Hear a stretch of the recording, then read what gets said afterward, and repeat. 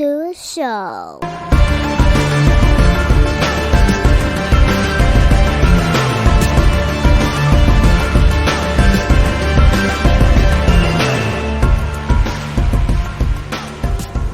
What's up, everybody? Welcome back to another episode of Off the Mats podcast. And this week on the podcast, I'm going to welcome Brazilian Jiu-Jitsu purple belt out of Delaware, Grigori Lopez. And we're going to sit here and talk about some jiu-jitsu, talk about life, and just have a fun conversation. So buckle up, guys. We're getting into this. Grigori, how you doing, my friend? Welcome to the show. Hey, man. Thanks for having me. I know. Thank you for just making time and being flexible with schedule, because we did have to move it forward a couple days. So I appreciate your flexibility and patience. So thank you for that. It's my pleasure. So before we start to record, we were talking a little bit, and it turns out that you're in Delaware, which is where I came from before I landed here in Maryland. So it's always nice to talk to someone from a similar area.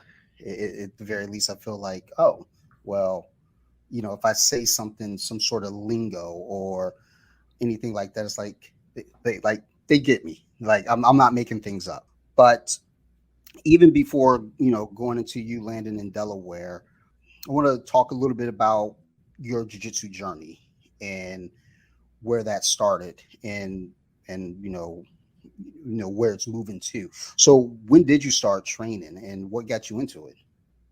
Yeah, so I was just like any kid. I graduated high school and all that. I found this gym down by where I live, Jack's Gym, and this is like as old school boxing gym as you can imagine. So I started taking boxing lessons, kickboxing, and I got really into it, and came to love it. In high school, I wrestled, so I always had that little grappling experience. But I joined the Marine Corps, came back, and I think I went after my first deployment. I came back home, and like it sounds like the Karate Kid, but like there's this 100-year-old professor at the Jack's Gym, and Professor John. He saw me hitting the back one time, and he was like, "Hey man, you wanna roll?" And this is kind of like around the time that the UFC really is taking off. It's like 2008, 9. I'm sure you remember those. It was like the double-digit UFCs. You know what I mean? Like UFC 30 something or whatever. So jiu-jitsu is just becoming like a thing. And I was a pretty good high school wrestler. So I'm like, oh my god, I'm gonna murder this guy. Like he has no idea what he's in for. Oh my god. And I just got just tossed around. I couldn't even pass his guard. He at some point was like, look, man, just start off with a choke. Just start off with a deep choke. And just reversed, swept me, did it, he just completely annihilated me. And like I said, Professor John was an older man. He was I don't know, maybe 60. He's a judo black belt, and a jiu-jitsu black belt from I believe Henso. So like he was he still is a very good jiu-jitsu player. But I'm like, oh my god, how do you do this witchcraft? So obviously came back and started doing jiu-jitsu from then on, and my jiu-jitsu journey was never because I was young and in the Marine Corps, I was never there for a long time. So whenever couple months I would go to the gym and train as much as I could. Eventually I was able to train consistently, and from there I started going through the classes more often. I started getting better. This was 2000 maybe 13 at that time. I got hurt on one of the tournaments, and I tore my PCL, I believe. I got tossed, I landed the wrong way, and just screwed my knee, and then a couple months later, I dislocated my elbow. So by that point, I was a blue belt. So I was like, oh, well, it seems to me that this is all I need.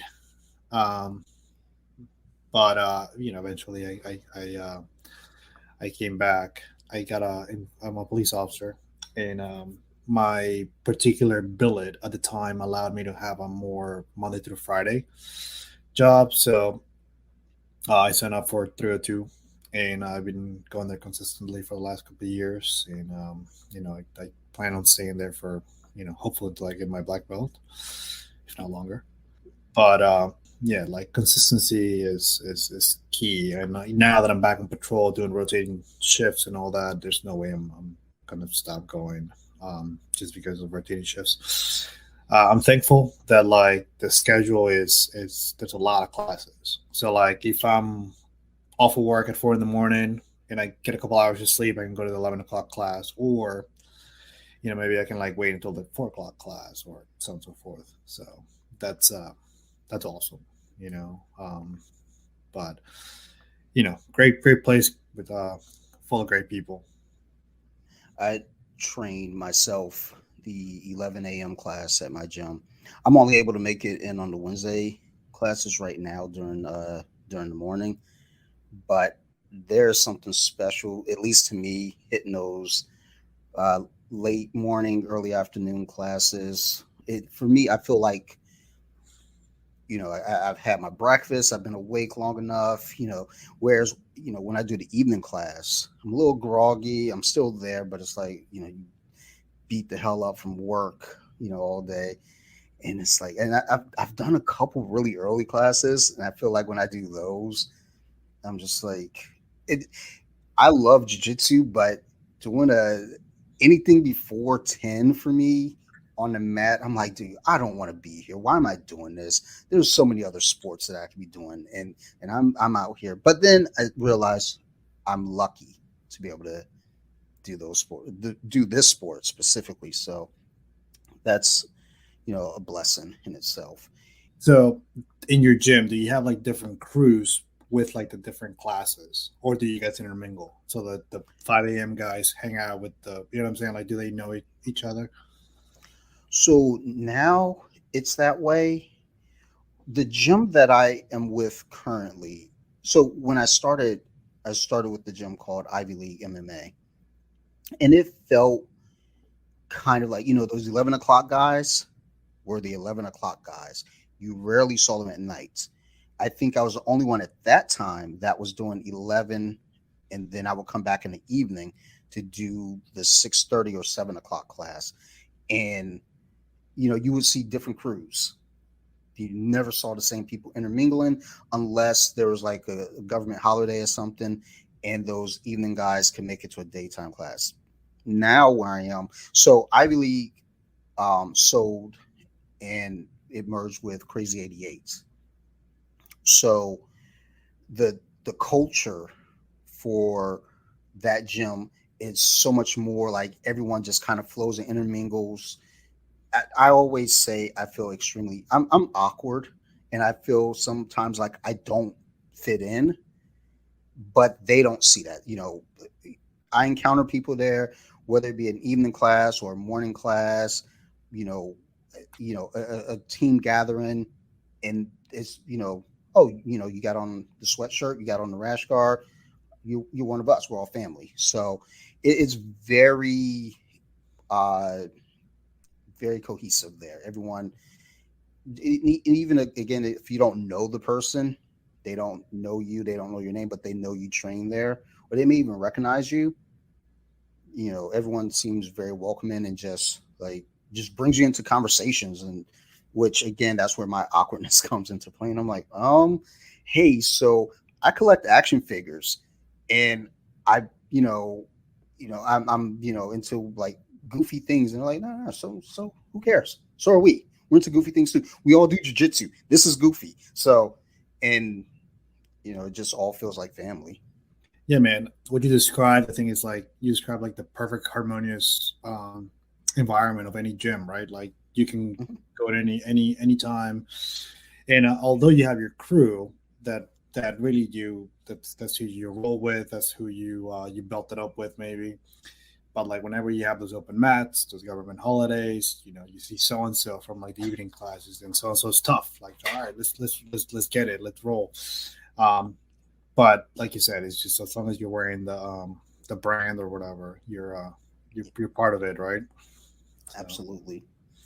And we have three different gyms. So, well, by the time this come out, the event would have passed. But we have a ceremony for the belt um, promotion ceremony coming up, and all three gyms are gonna be at one location together, and and it's just again the guys that I've met from Owens Mills, Severna Park, Elk Ridge, it's all the same culture. Everybody, all feels like, oh, you know what, this fits. So, but then again, you do have, like you said, those kind of groupings where it's like you belted up with this group, or you've primarily rolled with this group. You still have somewhat of that, but it's not too clicky. Like where I did a trial class at a gym, and I felt that immediately. And I was just like, maybe it was just because I was there for a week, and I just didn't fit. But I could feel like, okay, those guys are over there. It's a bunch of like guys. They're striving to be the next UFC champ.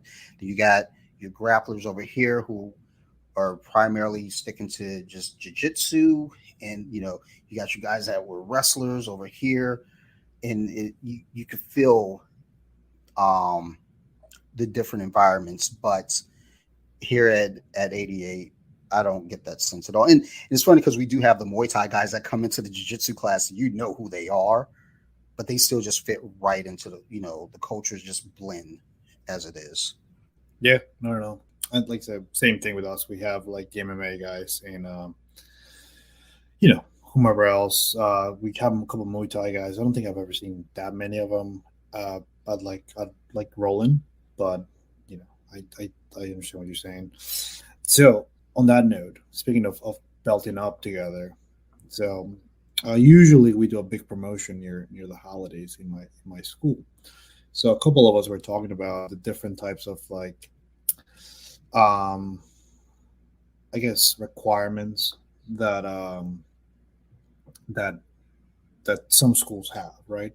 So I did not know this, but apparently in a Gracie school or like a more um, I would say more mainstream school, they do things different, right? So they go by like attendance, they make you take tests, they others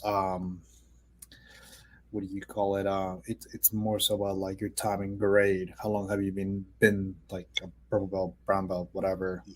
And that's how they promote. So what is your opinion on that? So it's funny that comes up because I was just talking to my coach about that today. Just as class ends and we're all kind of exiting out, and we got to talk about the belt ceremony upcoming, and how there are different standards for promoting. And I always use the term um, for many things, one size fits all. And I don't like that at all because not everyone fits into the same mold.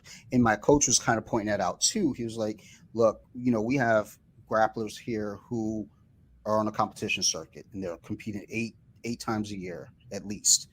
We have grapplers that might compete a couple times a year. They're graded a little differently. How we view them for their promotion. Then we have the hobbyists, which I fall into that category, where you know they're looking for something a little different from that angle, on like your understanding of moves at your rank. And then you even use the example of, let's say you got a 55-year-old guy in there, he's got a bad neck. This guy is more than likely not going to be inverted anytime soon, but does he understand it? Can he explain it? Does he get the concept of it? Okay, sure. There's different levels to all of this. And whenever I hear about schools that are like, you know uh, test belt testing fees, things like that. And I'm not sure. I've never encountered that, but someone brought it up recently on Instagram, So wait, and like you have to pay to take your test? correct. Ooh. Um, and I thought that was odd. I've never encountered it, but I was just like, wow, that is different. It's not the first time I've heard it, but it's just, I never, I heard it once a few years back and just never thought about it again. And then I saw it last week on Instagram. I was like, oh snap, that is a thing. Or the gym that I initially did a trial at, I think they were based off of time. I think my one buddy told me, he was like, look, if you're there for 2 years with decent attendance, they're going to move you to blue belt regardless. And on one note, if you're lazy about it, oh yeah, that's pretty cool. But if you want to actually represent your gym, you know, properly and not look like a fool, you want to hope that if you've been there for 2 years with decent attendance, maybe you did really kind of deserve that blue belt. Um, I think I got my blue belt in 4 years, maybe 3, 4 years. It took me some time, but um, I think we have kind of an attendance thing as well, but I don't think that's what your belt promotion is counted on, because we do have like a scan card that we scan in, but they still look at, okay, is Dante able to, demonstrate the moves that we, worked on today? Like we drilled this. This was the demo. Is he making an attempt to use that move now? Is he staying after class and drilling that move? Is he working towards the stuff that we taught? Is he working towards implementing that into his game? Does he understand if that doesn't fit into his game? What's the substitute? So it from our perspective here, at least from my understanding, with our gym, it is more of a, you know, based off the individual and what they're bringing in and what they're able to do versus, again, all right, you've been here for 6 years, it's time to move you to purple. It's, okay, it's time to pay for your belt testing, whatever that fee may be, or other silly things too. And also with our gym too, and this isn't the end all be all, but like if you are competing, that is going to be kind of a clear sign. But the thing is too, as coach was saying, that's a little bit harder actually, because if you're out there competing, just because you're competing, if you go to 8 tournaments that year and you lose all 8 of them, that doesn't mean like, hey, I'm competing, coach, move me up to purple. Like, no, you lost all of them. Like we don't want to promote you to the next level, losing, here, and then you go to the next level and continue to lose. It's like were you implementing those techniques that we went over? Again, did you understand it? Are you applying them? So I think when it comes to belt promotions, like I said, it's not a one size fits all. Like it's everyone's different. Everyone has different goals. Everyone has different reasons for training. Some people might just be training and then the belt happens. They're not even thinking like, I'm going to get promoted. They're just like, I'm here to do this hobby. And then all of a sudden, oh snap. Like I exhibited, you know, the, uh, the technique, I showed them that I understand it. So, you get promoted. So it gets weird, I guess, in that. What are your thoughts on promotions and how they're carried out, and how do you all do it at your gym? So we actually do it like there's no set way. Actually, we don't even tell you. So that's not that I don't agree with it, but it's just kind of like you said, right? Like it just sometimes it just happens, and you're like, oh, great, now I have another stripe or I have another belt or whatever. Um, it's really nice when it's a pleasant surprise, I guess. Um, but at some point, it could be a little draining on you if you believe that you're you're tapping up tapping out all the blue belts and you're still a white belt. If you, I'm pretty sure that like it doesn't stay like that once you get to the higher belts. Because nothing sucks more than like being a crappy brown belt, right? And I think you stay longer in purple, right? But um, so usually it's very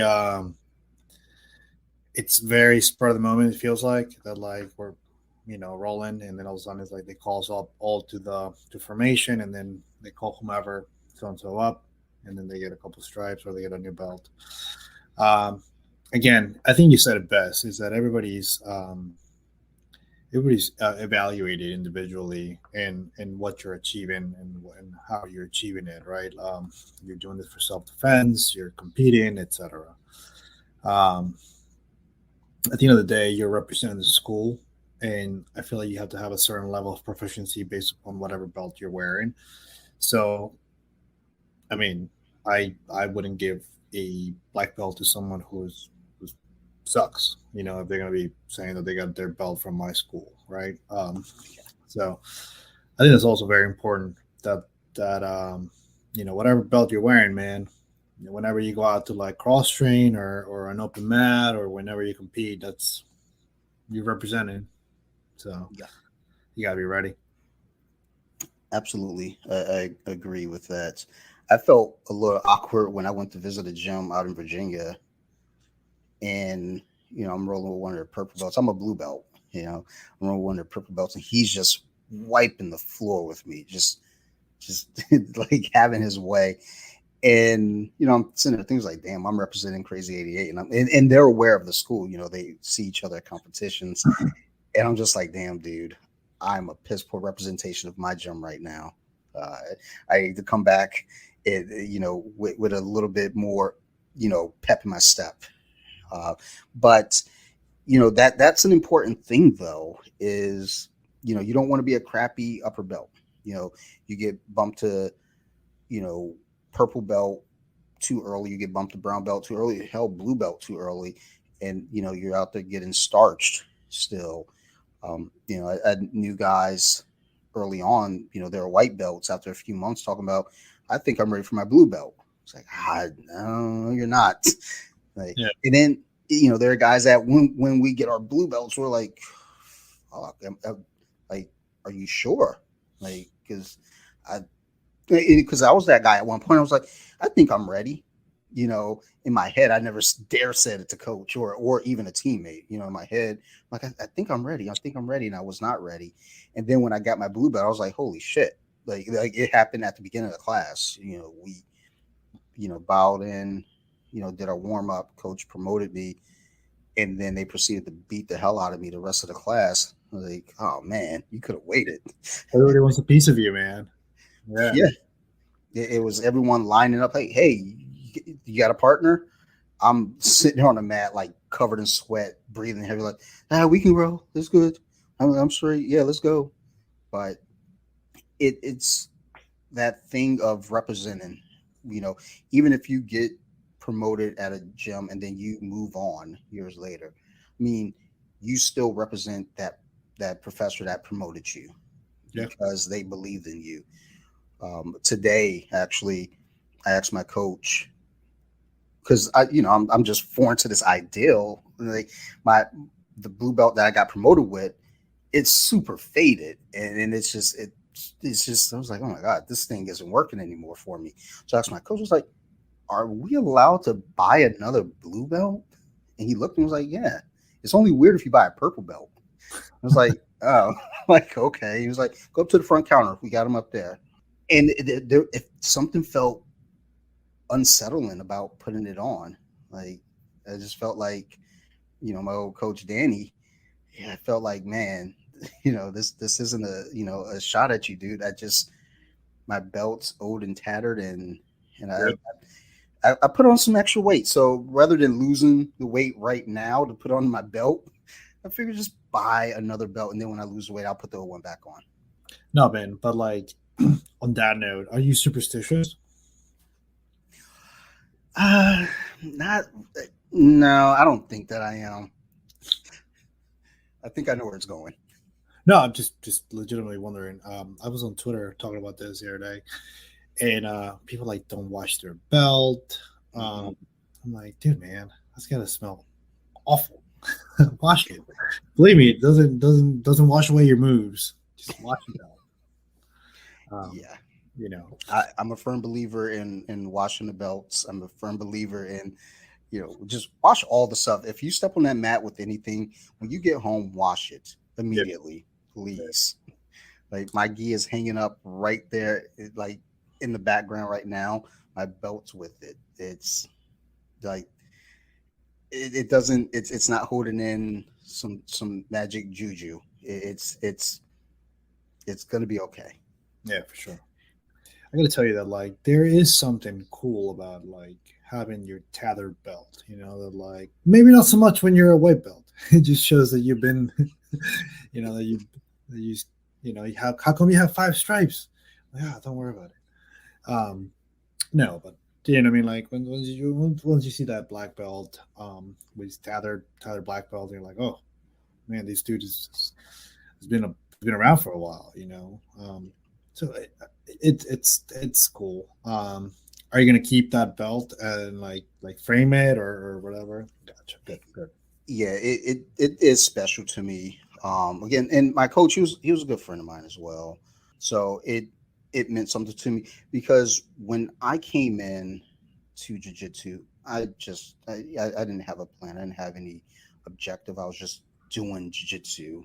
Um, in reality, what I was doing jujitsu for was I wanted to start an MMA podcast, but I didn't want to start that podcast without understanding the ground game.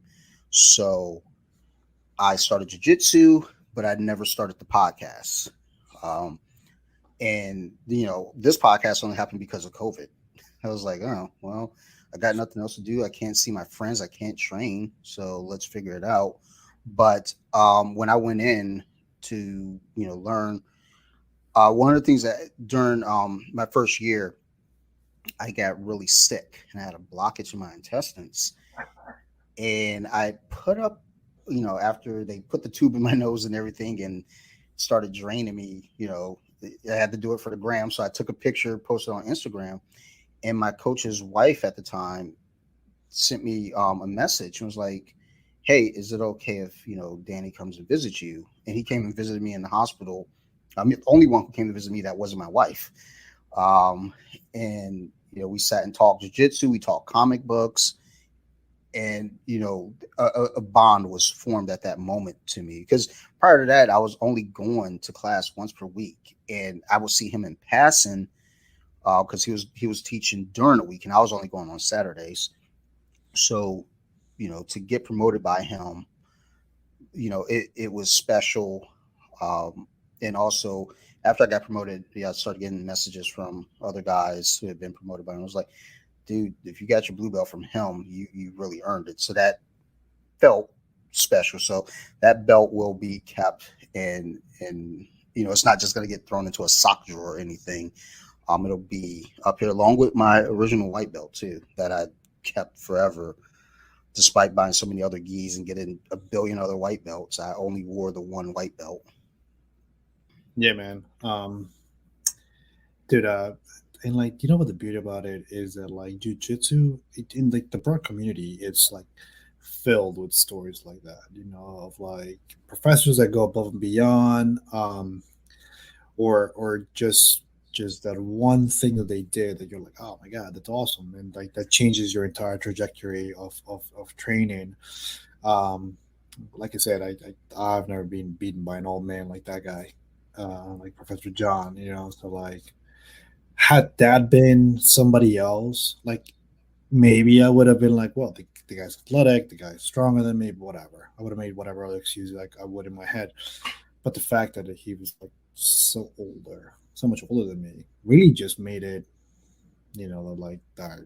There's no way that I can go through life without mm, understanding this witchcraft that this guy just did. Um, so I think that's awesome. Like whenever you hear those stories, you're like, man, that's cool. That's our sport, right? Like it's our art. But I don't know, man. It's cool for sure. I'm glad that you're gonna keep it. I don't know where my blue belt is. I think I have my white belt somewhere. I actually my blue belt is oh god, I'm an idiot. So I'm trying to be clean, and I am washing my gis and putting bleach on them, and I throw my blue belt in there, and it looks like tie dye blue, and I'm like, oh god, I look so dumb. So It uh, it just adds character to it. yeah, yeah. Um, Let's call it character. I actually just realized as I look behind myself, I was like, okay, there's my white belt hanging on my weights over here, and my phase belt between the white and blue. I still have that as well, and then my original blue belt now. Because before I got it set up to record, I was just bringing all the stuff down here to the basement. It's like, all right, let me, you know, lay things out how I want things displayed, how I want things set up. It's like, okay, there are those two belts. Here's this belt, and then my wife, she looked at the newer blue belt. She goes, I like it, because it's bright.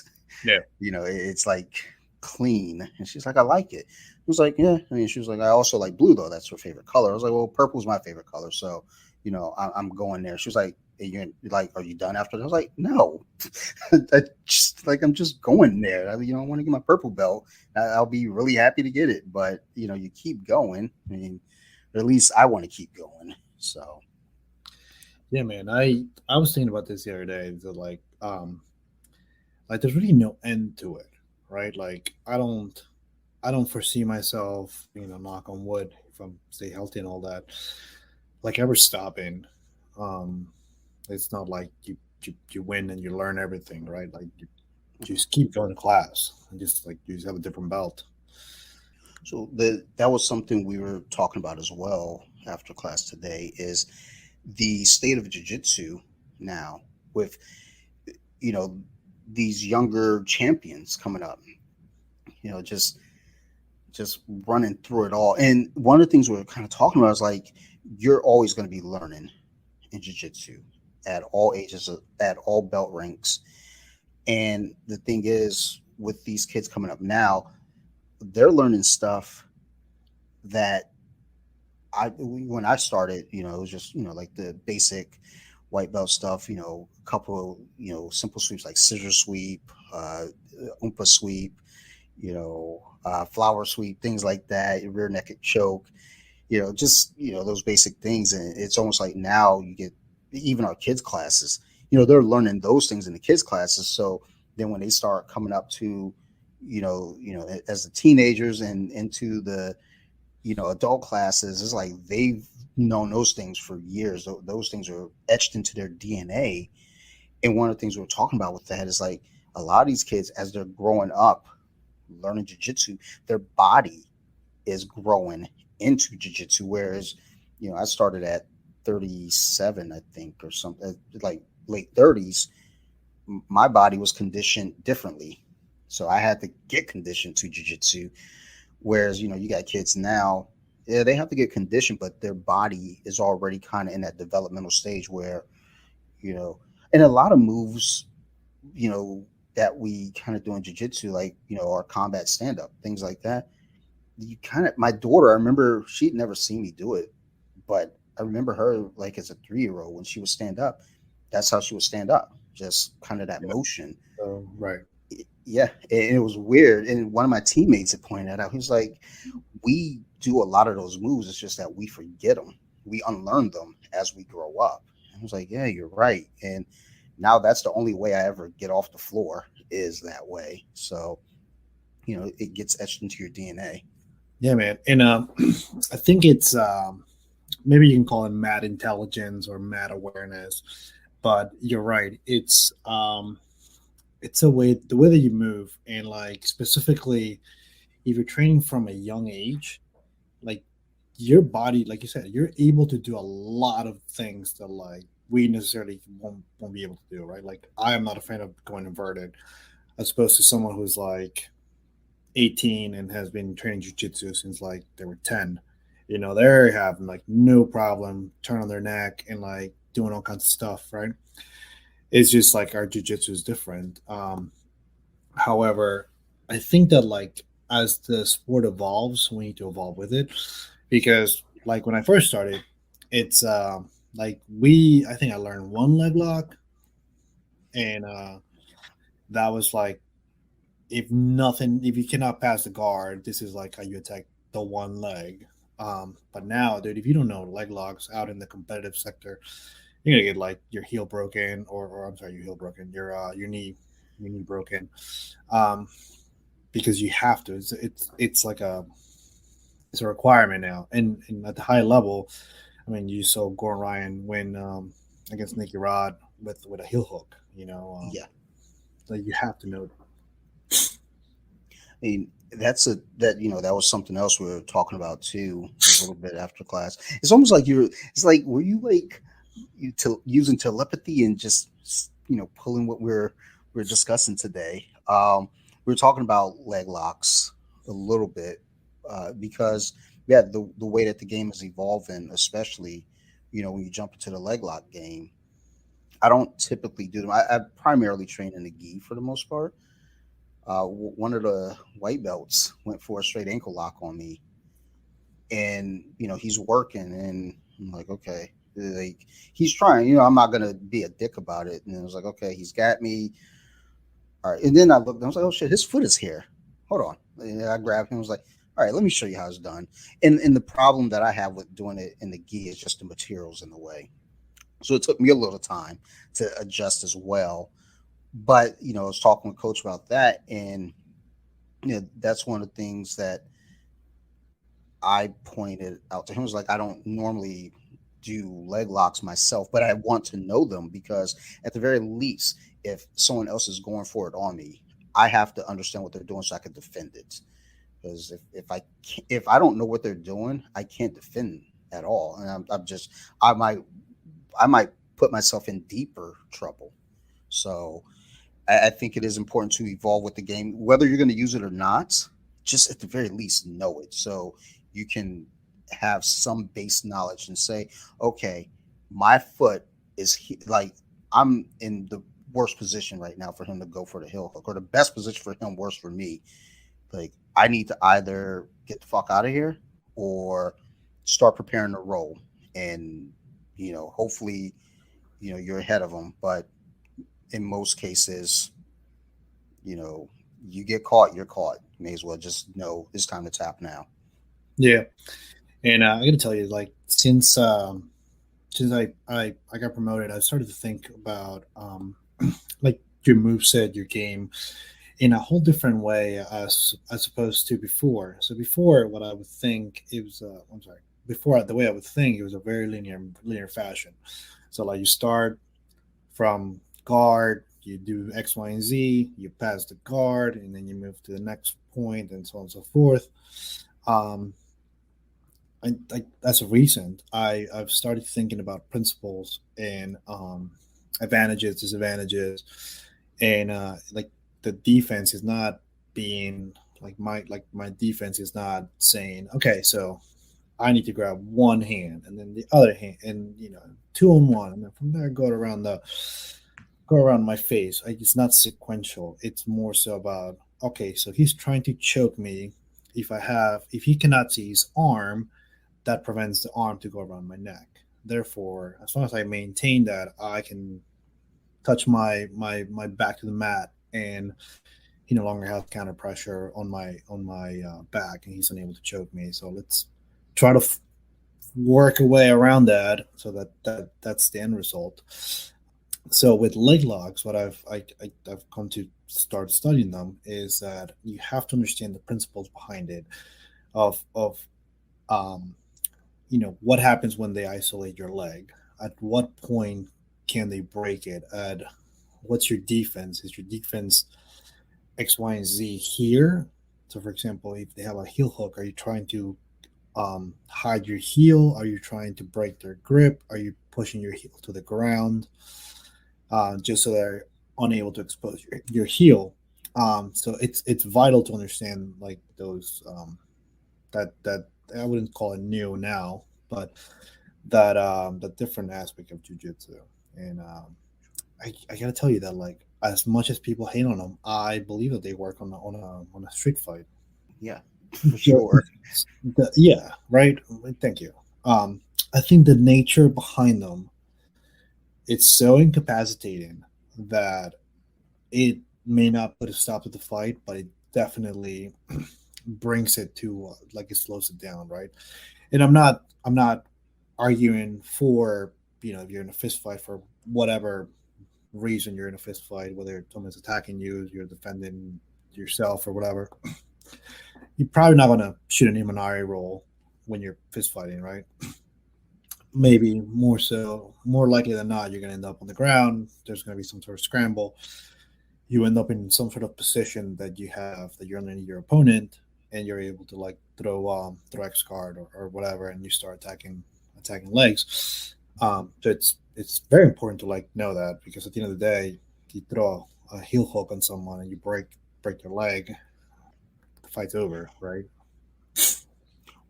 That's kind of the thoughts when it comes to people talk about jiu-jitsu not working in the street.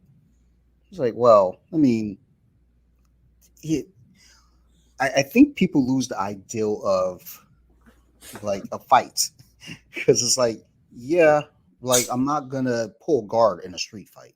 It's fucking silly. But I do understand the concept of a fight. This guy wants to hit me. I'm not going to allow that person to hit me. And we were talking about this last week. One guy was like, well, I'm going to try to keep the fight standing up, and I'm going to swing and da, da, da. And my argument to that was I have brittle hands. I was like, I'm not swinging on anyone because my hands will shatter immediately, and I'm in a worse spot. If I can wrap the guy up and then not even necessarily take him to the ground, pin him against a wall. If it goes to the ground, whatever. I know what to do from there. But people forget too. Is like just because you know jiu-jitsu doesn't mean you forgot how to fight dirty too. It's like, well, they can punch you in the balls. Yeah, I can punch them in the balls too. But I also know jiu-jitsu. Yeah. Like they can bite you. Yeah, I can bite them too. And I know jiu-jitsu. Like, they can poke, eye gouge. Yeah, so can I. And I know jiu-jitsu. You have honestly, even in a street fight, I'm not even looking for any of that stuff anyway. I'm just, I haven't been to the actual fight fucking I don't know how long. And I want to keep it that way. That's a good thing. But yeah. Dude, I'm 44. Like if I get into a street fight tomorrow, I've done something horribly wrong with my life. Yeah. But like the ideal is if there's an altercation, at the very least I want to be able to control this person, like destabilize or stabilize them. But I don't want them to be able to swing. I don't want them to be able to kick. I want to be able to kind of stop them. I'm not trying to beat them up. I'm not trying to hurt them.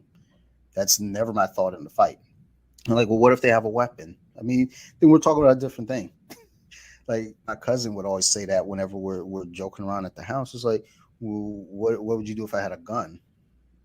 Do you have a gun on you right now? No. I was like, you're about to get fucked up. That's what's gonna happen. It's like my uncle asked that once too. It's like, what would you do if I had a gun? I was like, I mean, I'm not gonna stay here and fight you. If you got a gun, I'm probably gonna give you my wallet. Like, you got different tools for different situations. And the thing is, when people say jiu-jitsu doesn't work on the street, it's like, well, I mean, there are videos of white belts, like training for 2 weeks, trying to fight some dude at a gas station, getting their ass whipped. Yeah, that's probably not going to work for you in the street. You've been training for 2 weeks. What the fuck do you know? Whereas then you got you got Renzo Gracie, you got Matt Serra. These guys are detaining people, in live situations, whether it be a restaurant or the subway. They're using their jiu-jitsu to help them control the situation. It works. I mean, again, if someone's got a weapon, I mean, you're talking about a different game. But the thing is, too, if they have a weapon and they haven't pulled it yet, your objective is to make sure they don't pull the weapon.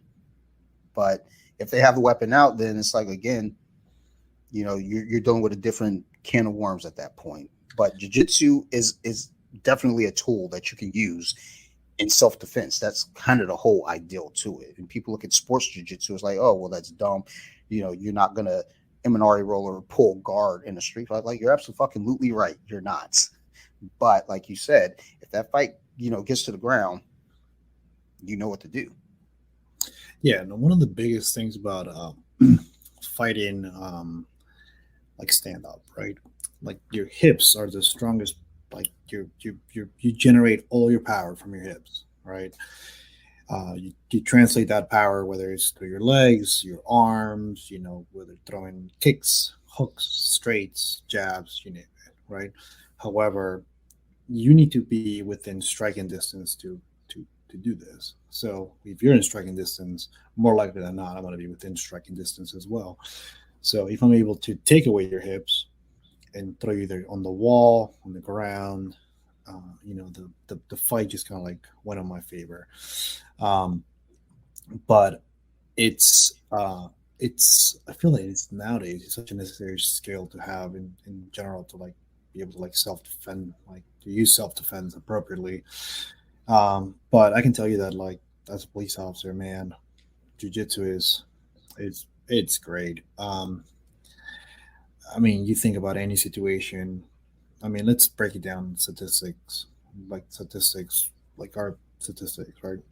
So, like, what would you say the percentage of the population in the United States, the amount of people that train jujitsu? Percentage wise, in out of what, 300 million we got here, something like that.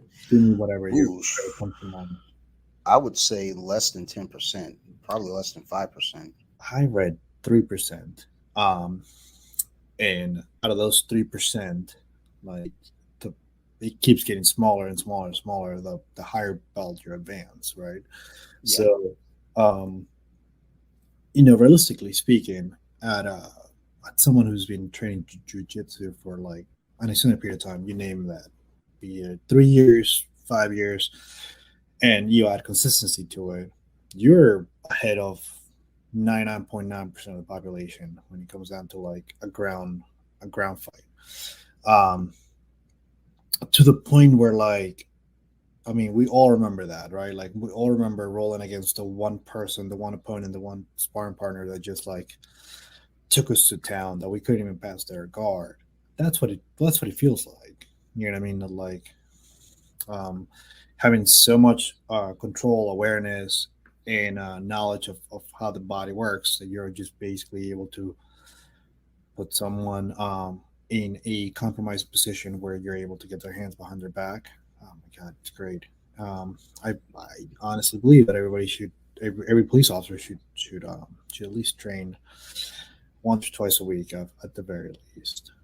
That was something I was going to ask you with being an officer, and knowing, you train and being an officer. That's definitely a huge benefit. To you being able to do your job effectively. If the situation arises, and I was going to ask you, you're filling on, you know, all officers training, but then also how does that become? Because the argument I've always heard, or I don't want to say always, but an argument that I have heard a few times is finding the time for the officers to train. And then the thing is too is like, do you make all the officers train? If it is something that they all have to do, then again that's where the time comes in, because it's like, well, is this on paid time, things like that. And you have organizations like I can't remember the name of it right now, but Adopt Cop is one of them. yes, Adopt a Cop, that's what it was. Organizations that step up to help in those matters. uh, you know you know what would you say is kind of a solution to getting more officers training? I mean, you hit the nail on the head, man. Um, that's a big issue with pay, right? If you make it a requirement, are you saying that you're working 12 hours and 1 hour of training, and you do that at the end of your shift, or do you come up with some sort of like system to go out and basically pay for your hour at a jiu-jitsu spot where you check in or whatever? Is that covered by by your actual pay from the state or local government or town or whatever, wherever you work at? Um, or is it, do you get a voucher from your agency and you go out and buy their policy? Do you have to like go out and you know be be training however long, however many days? What I've heard is that there's some agencies that require you to have a height and weight standard, right? So you have to be, within, you name it, your body fat has to be within this range. So because the agency itself is requiring you to be in shape, they give you some sort of stipend to like go to the gym and work out and like I guess eat healthy, right? So that way you can, because the agency is requiring you to do that, right? So um, could there be something like that? I'm sure there could be, but um, every agency is different, so it's very difficult to come up with an answer that really like a blanket statement that like does it. I've heard that New Jersey requires jujitsu for police officers.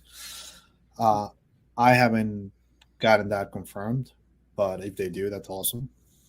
I Um, think Atlanta, maybe not Atlanta, but somewhere in Georgia, a town in Georgia, um, I believe was moving in that direction. I'd never followed up.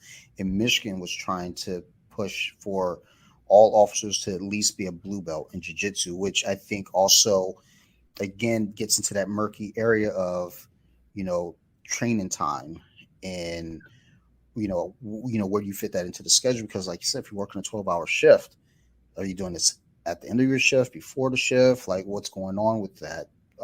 And effectively you would say at least two times a week at least. So it's like really you're looking at you know trying to find that time in there. Do you do it on your day off? Where does that fit in? Especially when you're saying, hey, you have to at least be a blue belt, and a blue belt's not something you just walk in, you get in a month and a half. That's going to take some time. So it's an interesting request for an entire state, let alone a town. Um, but you know, it's moving. you're also talking about like, I mean, I don't know if you ever worked in government, but anytime that you implement any kind of new new policy, it's difficult. It's, what I mean. It's very difficult to get people that have been stuck in their ways to like pick up that change and then implement it, especially on something like this where you're asking them to like be vulnerable, right? Like you take a police officer that's been out on the road for 20 something years and you're like, hey buddy, you go out to this gym and wear these silly clothes and or roll around. Um, so that's definitely a challenge. I think that um, the way that we've moved so as a society with the need of highly trained police officers, I think that eventually it's going to be um, a requirement, kind of like you were explaining. Um, but so I think it's better to get ahead of the curve and just find the time to do it. Um, I believe there is a gentleman called Lieutenant Colonel Grossman. So he's a public speaker. He was a ranger. He was I believe he worked at West Point. He was a teacher, I believe. But he, in one of his talks, he explains about your hobbies as a police officer, right? So like he says, whatever hobby you have, you should have hobbies as a police officer, um, but get something that like pays you back. And what he refers to is that like let your hobby be running, let your hobby be working out, let your hobby be boxing, jujitsu, whatever. Don't let your hobby be golf because you go out golfing, it doesn't really translate, it doesn't help you on the job, right? So like get something that pays you back. Um, but I strongly believe in that. At the end of the day, it's survivability. You want to make sure that you are train in such a way that if it ever comes down to it, you're able to like defend yourself and protect others with, just your body, I guess. But I hope, man. There's so many ways to like to train. Whether if it's a financial burden, like you said, adopt a cop is going to help you out. I believe Henry Gracie has the I think it's like Gracie University or Gracie Combatives, I believe. Yes. So like you Uh, can, I think it's the Gracie Combatives. yes, yeah, I think you're right. There's like they'll sponsor you. There's organizations that'll sponsor police officers to go out to like some place and like train for like a certain amount of time and basically get acquainted with like all kinds of um, like Gracie tactics and techniques or whatever. So like there's monetary, there's no excuse. But it's just finding the time, like convincing someone that like this is a good idea. That's it. It's like you said earlier with the very, very key point is, you got people set in their ways, and now you're asking them to be vulnerable. You're asking them to be uncomfortable. And, that's, it's funny because, again, conversation earlier tonight, my wife and I were talking about that. And, like, kind of like lightly talking about it because she was talking about one thing and I started talking about jiu-jitsu training for police officers. I was like, she's like, they're two different topics. I was like, no, but it all connects. But the thing is too is I compare it to like going to anger management or going to AA. These programs can work if you want them to work, and it's kind of the same thing with this. It's like, hey, we're requiring you to go learn jujitsu. You gotta want to though, you know, and that's a tough thing, with if you try to push this cross nation, not just a state, but like let's just say, oh, we want every cop in the nation to know jujitsu, and it's like that's you know a hefty task, but you got to now understand that you know these cops have to want to accept that, and I think was it Buffalo, well, whatever was going on up there, and the cops all kind of like just stepped down or resigned or something to that effect. It's like you push too hard at things, you end up creating those situations. And I'm not saying we shouldn't expect you know higher standards from our officers, especially when it comes to physical defense and just physical fitness. Period. Tom DeBlas, he posts quite often on his Instagram. You know, heavier set officers, trying to chase somebody down, and the culprit just takes off full sprint. And you got this clearly out of shape officer can't even run 15 yards without running out of breath. You know, even just that alone, goes a long way. But again, guys have to want to do it, and that maybe it's something as you move forward with new guys coming in, you start setting that into place. Like, okay, these guys coming in, it's required that you start doing this, and then the guys that are here, look, we want you to do it. We can't force you to do it, but we want you to, give it a shot. I always say, I say that everyone needs to see a therapist at least for 3 sessions. The first session to kind of just go in, shoot the shit, build a rapport, get to know each other. The second session, if you're going through something, kind of get it out on the table. And then the third session to figure out if you want to continue. I feel that way with jiu-jitsu as well. Give it, 3 weeks. That first week to kind of, get in there and get a feel for it. That second week, really try to figure out what your objective is. And that third week, you want to determine, do I want to keep with this? Now, I would say that, with your veteran officers that are still there on the force, and then anyone new coming in, it's like, well, this is part of the requirements. It's not a surprise. We're not springing this on you. This is something that was in the literature as you were signing up. Maybe that's a way to approach it. I just, I think we need to do better just in that regard, because there are too many videos of, guys harming officers, and they're not trained, or officers that can't keep up with someone taking off running. And it's like where are we going with this? Are we going to get better as a society? Absolutely. But I mean, again, you're talking about like a very broad um, issue, right? That like ultimately it's up to the specific agency, town, state, municipality, um, reserve to implement all these policies, right? Because you and I can sit here and say that like every police officer should be in shape. Well, yeah, they should. Um, but there's hundreds of agencies around the nation that like are not going to implement these height and weight standards, or there may be agencies that implement these height and weight standards but they're not compensating their officers for this. Now, you and I understand that like you should probably be in good shape if you're going to be fighting crime. um, but I mean, there, if it's a requirement and you have to do that outside of work, does that fall under your primary responsibility as a police officer or on yourself? So that's again, that's a murky water of should they pay you to stay in shape?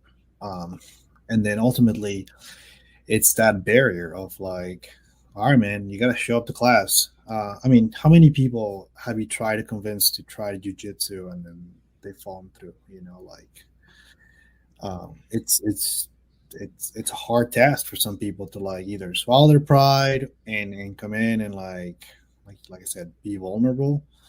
Um, and there's like thousands of factors that go into play. Whether it's maybe the school's not a good fit, maybe they would have liked this art, but like they got beat up by whomever, or like they whatever, the vibe was off or whatever.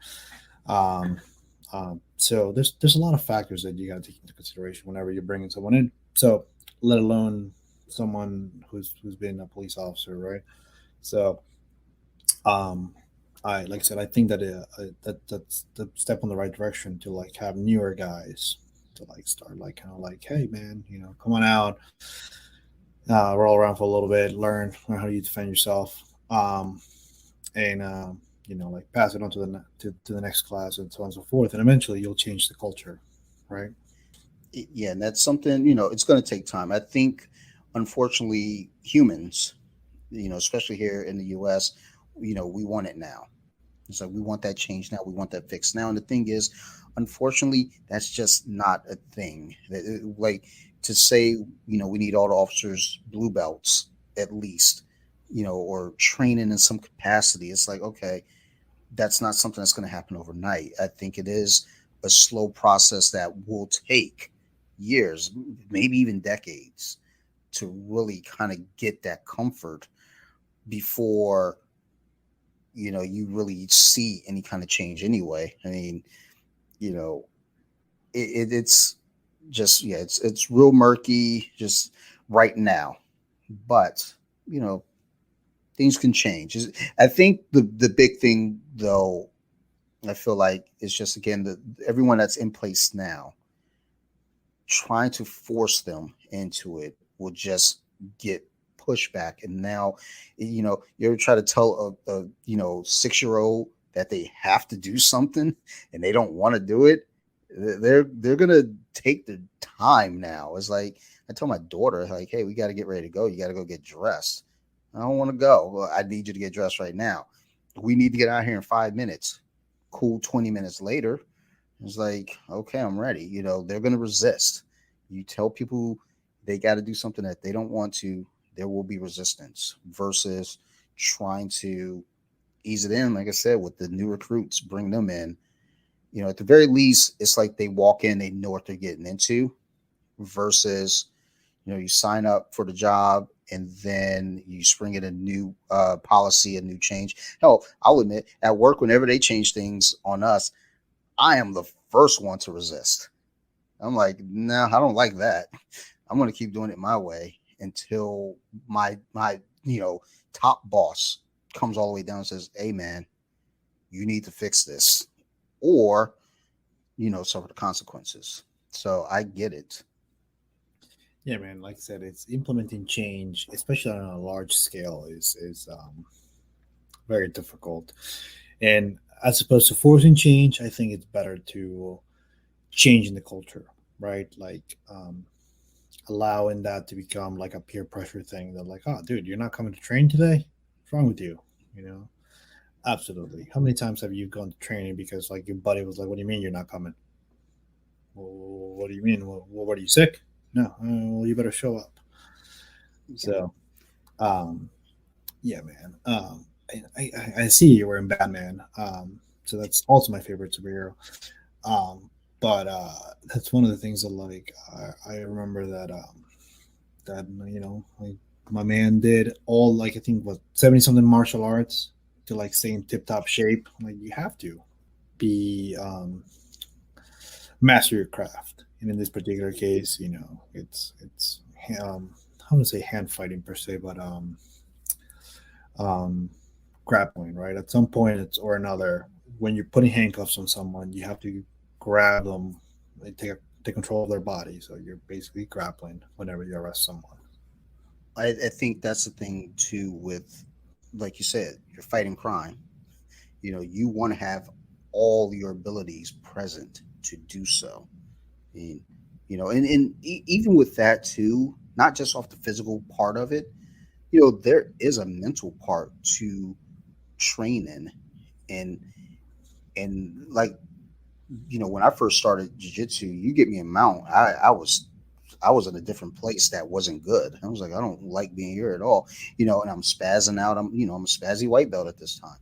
You know, give it some time, and now I had a what dude, it was like 240 pounds mounted me today and going for all types of different chokes and going for Americanas, everything, and just calm as anything. I mean, with training, you do step to a different mental zone. You get this comfort, of knowing, hey, this is going to be okay. And you get these other moments where when the alarms are going off. So there's a understanding that comes with training, not just jiu-jitsu. That could be wrestling, that could be taekwondo, that could be judo, sambo. Just training in general when you're dealing with combat sports. Yeah, man. Have you ever read the book "Breathe" by Hickson Gracie? I have not. Great book, man. I highly recommend it. It's his biography, and he talks about growing up in Brazil and becoming the Gracie champion.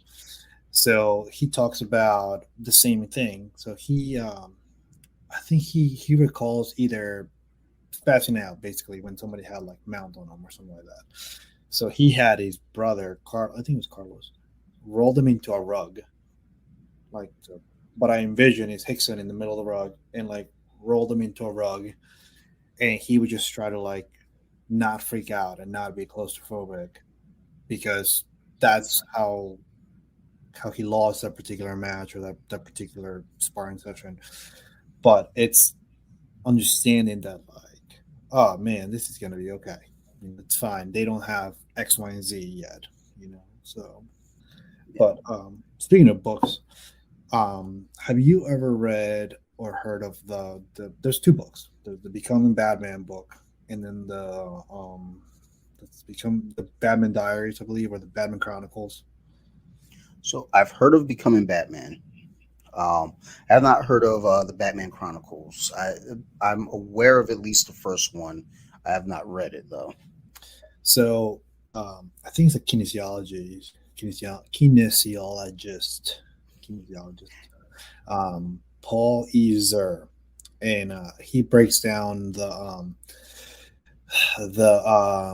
physical toll that it would take to be Batman and so on and so forth. But he makes it out that like, obviously this is all fiction, right? But if you had like all the money in the world and the ability to train 24/7, um, it would like take you something to like the effect of like 14 years, and you can maintain that level of fitness for like maybe 3 years. Um, and you're also, I mean, that's not even like talking about like learning everything Batman did, right? But to keep it a little bit more realistic, right? Um, like you're absolutely right. You need to like practice all of your techniques, tactics, procedures, whatever, and you also got to think, right? That you can't just like sequentially do one move or the other. You have to like link all these different types of martial arts together in order for you to like have this very like fluid I guess ability or fighting prowess. But I think it's in the Chronicles of Batman. It's again it's fiction, but like they show his workout regimen, and it was like this morning ran 26 miles at like 6 minute mile, ate like 4,000 no I think it's 4,000 or 6,000 calories, did a sparring session, boxing, and then this squatted this 800 pounds, and then deadlifted this, and then took a break, slept for 4 hours, and then did this other thing or whatever. I'm like, man, I wish I had all that money to be able to do that. That's exactly what I was just thinking. I was like, well, he's a billionaire. Yeah, He has that time. I think Marky Mark does some crazy morning regimen. I think he gets up at like 3:30 in the morning, and you map out his day, and it's like, well, I mean, he's rich. He has that kind of time. So I gotta tell you that like I don't buy into like that kind of regimen, because at that point, like if you're getting up at 4:30, and like this is coming from someone who gets up at 4:30, like to train, like you're like at that point just wake up at a normal hour, man. Like are you really accomplishing that much more at 3:30 in the morning than like 5:30 in the morning? Like the day hasn't started yet. So I used to get up at 5:30 and 6 and work out. And that was a thing where I was like, okay, trying to get the workout in before work type deal. And now that's not something that's in my routine at all. I'm like 7 o'clock. I got 2 more hours. I can milk this. But I see a lot of Instagram.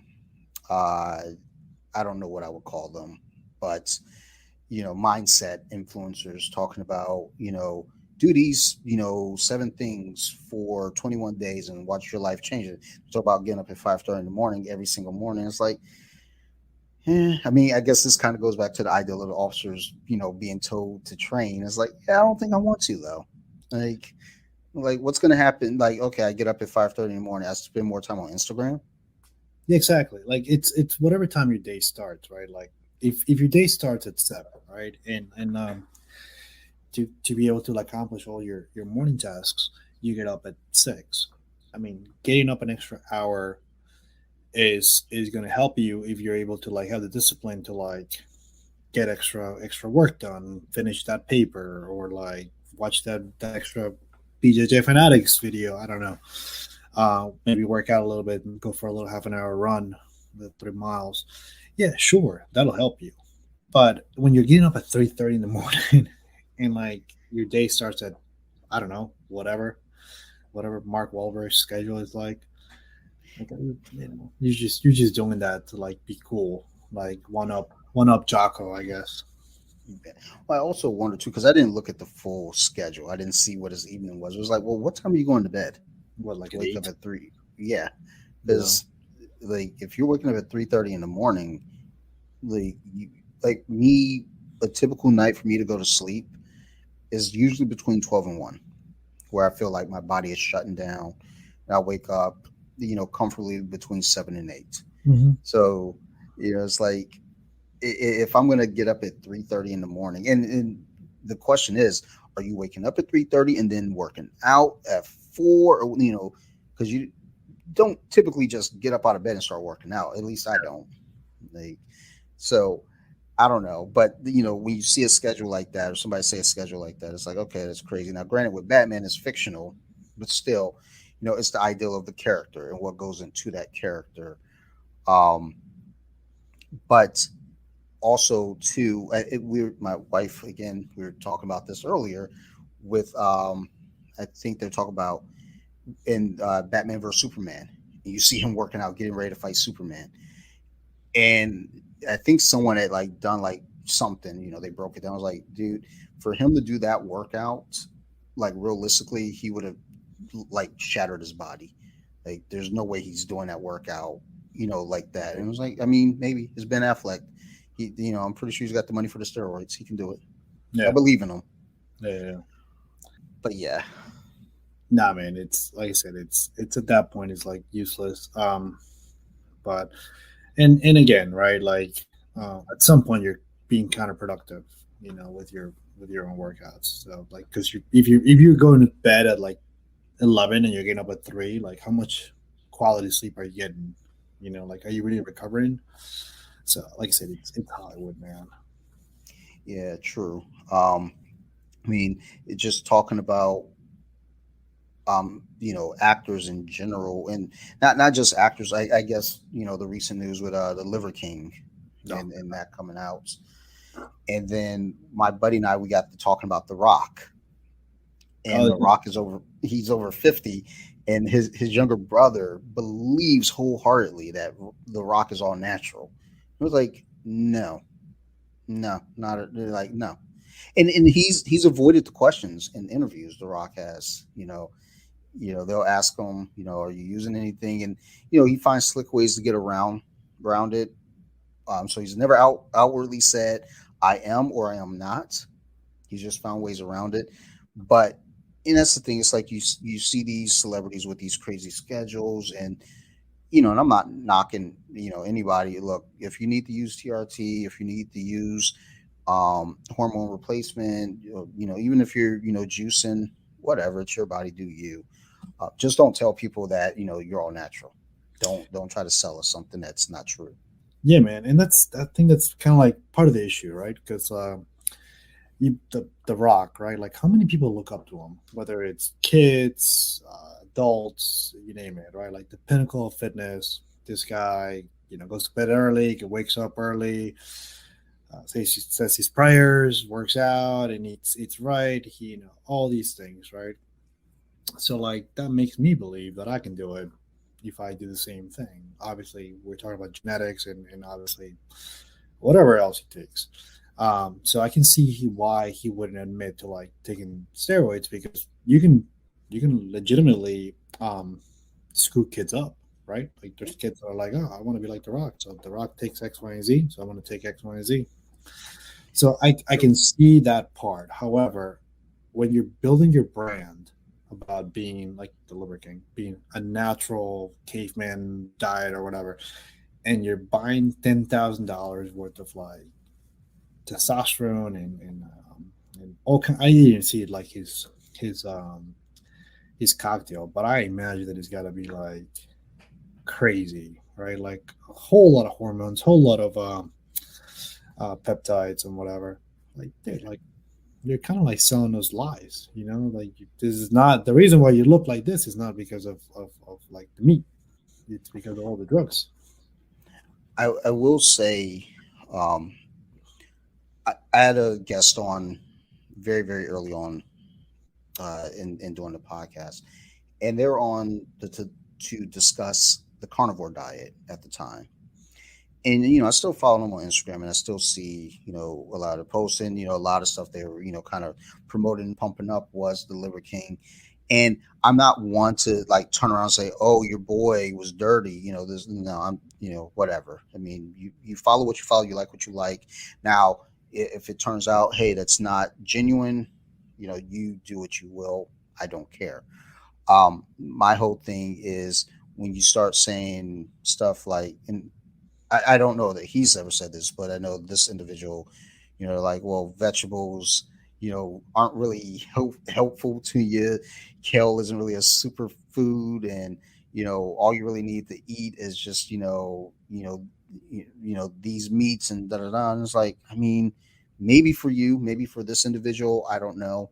I mean, there are people who are vegans that are very healthy, and they're doing okay. There are people who are on a carnivore diet and they're doing well. It's like, again, back to what we said earlier on. This is not a one size fits all type of deal. Humans are very complicated. There are nearly 8 billion of us on this planet. we're complex, and we're all not going to be able to all eat just meat. We're not going to all be able to just eat plants. We're all not going to be able to just eat honey buns.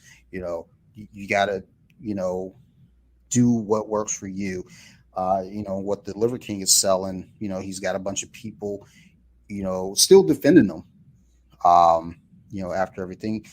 And it's like, I mean, I don't care that the dude used steroids. I think the big thing to me is, again, you're selling something to a group of people that's not true. You're like, hey, this is all natural. I eat liver, da da da, and then it was like, oh, and a bunch of other supplements, that aren't necessarily legal. So, um, just tell them what you put. What do you sprinkle on top of that liver? Yeah, and that's the other thing. Let me ask you something. Did the Liver King ever come out and said, "I do not use steroids"? So I don't know that I've ever heard him say that he does not use steroids, but he said he was all natural. Right.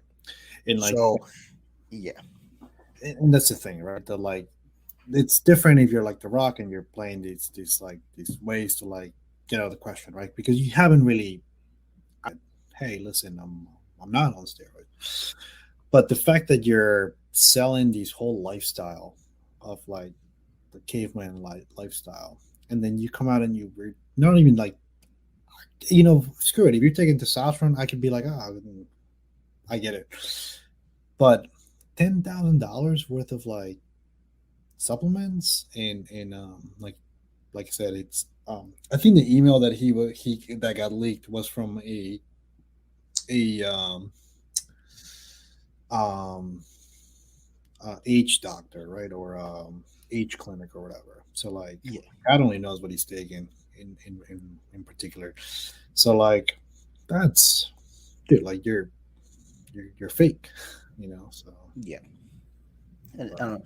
It's a tough thing because, again, it's one thing if if he wasn't selling it as like, this is all natural, I'm doing this all naturally, you know, that's one thing. But just the fact that that's where you're going, and then it turns out you're not clean, you're not right, natural. And again, there are people still defending them, so, and that's fine. I think, again, if you come out and you say, "Hey, look, I do this," and look, maybe on the side I might take, a little bit of, I might get a little bit of extra help. And if people don't ask what the extra help is, whatever, it's, people are going to ask, and then he's like, take, some testosterone, which is fine.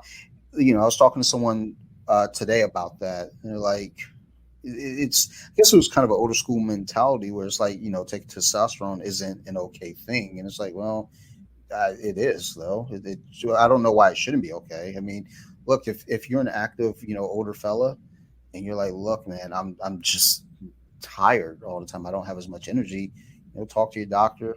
You know, maybe I should go talk to my doctor. Well, I'm 44. Maybe I should go like, hey, doc, you know, what can you give me? That's not a steroid. I don't think doctors give steroids today, like anabolic steroids. That's wild if they do. So, but I mean, if you're like, look, man, I'm doing this, but I am taking this, and that. If people are still rocking with you, cool, but at least be upfront. And he did come out, and he stated his apology of sorts, and it's like, we're these beings now where it's like, especially these days, it's almost like an apology isn't good enough. I mean, it's like, let the man be. He apologized. I mean, I guess the question is though, too, making all this money off of it. What do you go? Where do you go from there? As a follower, as a fan, that's where it should really come from. It shouldn't, like, I don't follow the guy. I don't dislike him. I don't care for him. I don't have anything one way or the other. So, an opinion from me probably shouldn't matter, but I think, those that believe in this do. That's where the opinions should matter, because if you've been buying into the system and now it turns out that he's a phony, it's like, are you still rocking with this dude if he turns around and says, look, I'm going to do it the right way now? Or do you just say, I'm done with you. Let me go find the next hype train to jump on? yeah, man, and like that was a brilliant move as far as like PR goes, right? Like the man came out immediately, apologized, recognized it. I said whatever he needed to say, And like he said it in like I used to do the public affairs in my police department, so like just like the way that it all played out is brilliant because it was like the response was so quick that like it allowed him to keep his fans because you're right, people are defending him. um had he waited longer and denied the claims and like maybe more evidence got brought up to him to the point that he was like backed up against the wall and then he eventually had to like say, maybe he would have lost more fans. Or I don't know, I guess he sells programs or whatever, like weight loss programs, uh, um, or lifestyle programs. But my point being is that like that was brilliant from his part. And like I said, the fact that he still has people defending him is just crazy. That like, dude, you know why you weren't losing weight and you were, putting all this meat in your body, um, in your diet, is because you weren't taking what he was taking. Yeah. So And he's also gone out and done a couple podcasts since. I think he was trying to get on Joe Rogan's podcast. And I think Rogan's not really interested. He's done the Andrew Schultz podcast, I believe. And they're having fun with it. They weren't making light of the situation, but you know, you go on that Andrew Schultz podcast, the jokes are coming. So you got to have thick skin for that. And it seems like, you know what, he's all of it from a public relations standpoint. He's handling it fine. So, and I think that goes a long way, though. Like you said, it's like he got ahead of it. So at this point, it's like, you know what, yeah, it'll brush over. he created his own narrative. He drove it and got in front of it quick enough. And like at this point, it's kind of like making fun of the situation, right? Like if he's going on all these podcasts and he's actively saying what he was doing. So like, and I don't know, man. Especially in this cancel culture that we live in, that like he could have just went on there basically, and he didn't. So there's something to say about that. You know. True. All right. Well, Greg, we've been doing this for coming up on 90 minutes here, and we've been all over the place. Yeah, This was fun, dude. I want to do this again because like I didn't know which direction we were gonna go, and we went through a jiu-jitsu journey, police officers training journey, the Liver King journey, Batman. Like those are the kind of episodes I like where we can just flow and talk about everything. yeah, yeah. This was great. So thank you for doing this Of course. again. Thanks for having me. Are there any shout outs or mentions you want to drop before we get out of here? Absolutely, man. To my gym 302 Jiu Jitsu, thank you so much. If you're in the Delaware area, come by, drop in, and come roll with us. I'll be sure to link them in the show notes as well.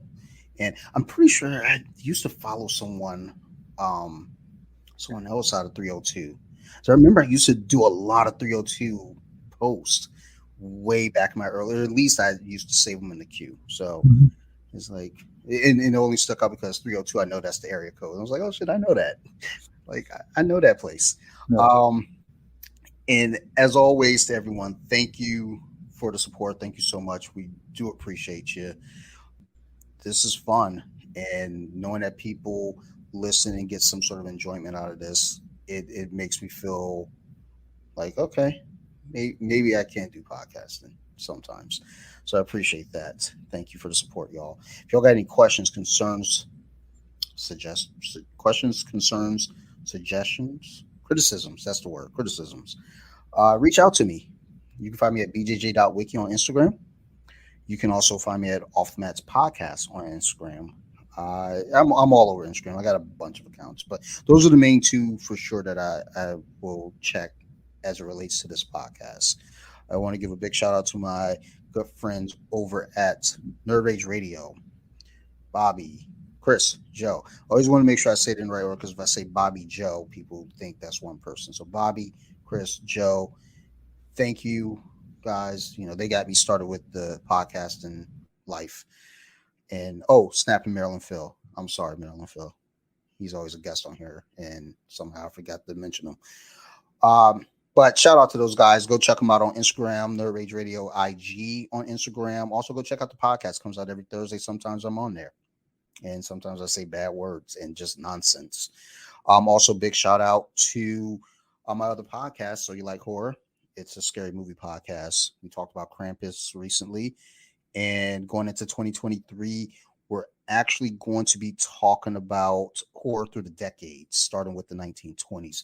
So I have a little bit of fun with that. So if you're into scary movies and stuff, go check it out. I think you'll enjoy it. I think it'll be a lot of fun.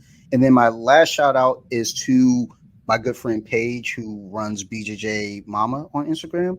She now has a social media marketing program going on called Social Media Strategies in Digital Marketing. So go check her out on Instagram. I'll have her linked in the stories.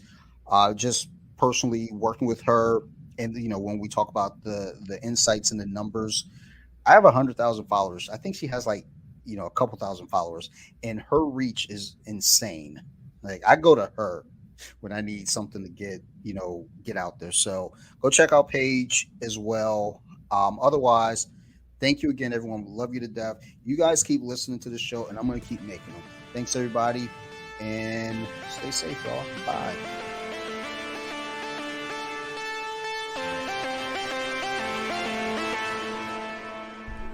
Deep with it. Now let me sing a song.